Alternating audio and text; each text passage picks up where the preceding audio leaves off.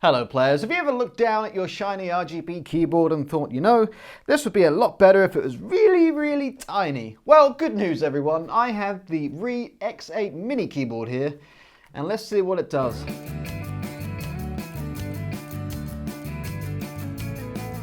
Private internet access is the world's #1 VPN, check them out with the link below.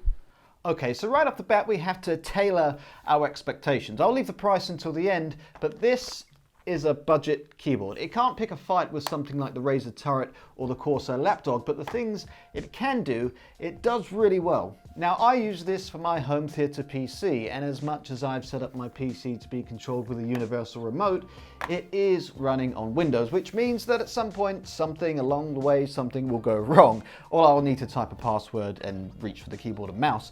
I don't really want to drag out a full-size keyboard and mouse each time, even just for those rare occasions, so I got the Rii Mini. For starters, you get a full QWERTY layout with the function buttons from F1 all the way to F12, and there's almost all of the symbols available. The ones that aren't there, I have not missed. You get arrows, volume rockers, a mute button, home, and scroll lock to go along with the fantastic scroll wheel. I use the scroll wheel frequently and it is very responsive and even clicks. Awesome, just like a mouse wheel. And speaking of mouse, probably the most useful part of this keyboard is the touchpad. So it has 2-finger support, so you can pinch to zoom on apps that support that, and you can click and right click on the touchpad, but I much prefer using the 2 dedicated left and right mouse buttons. That's much more comfortable, which leads us to ergonomics. It is a fairly comfortable keyboard, even for longish periods of use. If you hold it like a gamepad, it is very easy to type with thumbs, and you can easily reach the center of the keyboard there.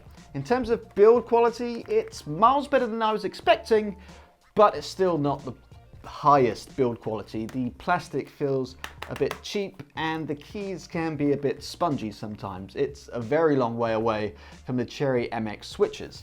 Now, I have used a few Rii keyboards over the years, and each time I've had the same reaction. It's cheap build quality, but durable, and is better than I expected and does what it's supposed to.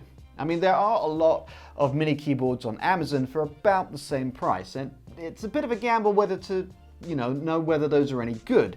If someone asks you to recommend a budget product, say like a toaster or a monitor, there's usually one brand that you can always recommend. For example, if someone came to me and said, "Hey Buzz, I want a cheap, reliable keyboard for under $50 for office things," I'd say go to Logitech, and I'd be confident with the quality. Rii seems to have reliable quality, and I haven't tested all of their products, but every one that I have has been good, and I'm confident in recommending them. The battery is also a standout feature. It lasts for weeks and doesn't drain too much while it's not in use. And there's something this battery can do that your phone battery cannot. It can be replaced with a BL5B battery. Yes, those are the same ones that are used in the old Nokias. I would love to see more manufacturers doing this because it means that, assuming the keyboard outlasts the battery, you can just swap out the battery without sending the whole thing to landfill.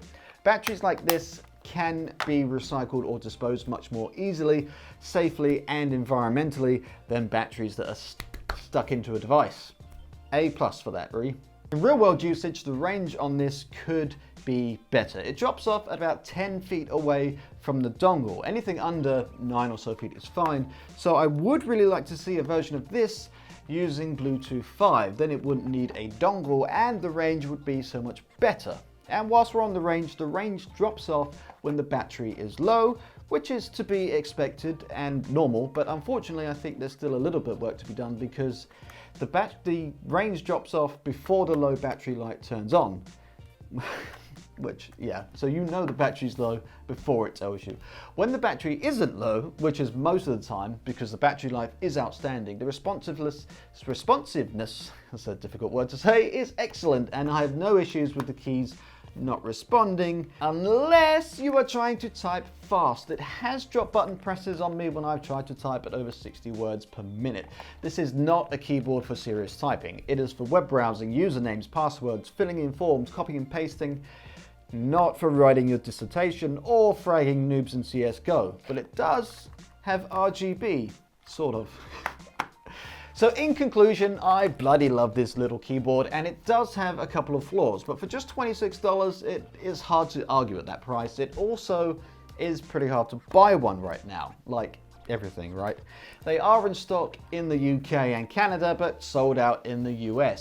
But they do have similar models in the US with play and pause buttons, so it might be worth checking those out if you need something for your home media PC. So do you have any other super tiny keyboards? Let me and the people know in the comments below. And until next time, keep playing and be excellent to each other.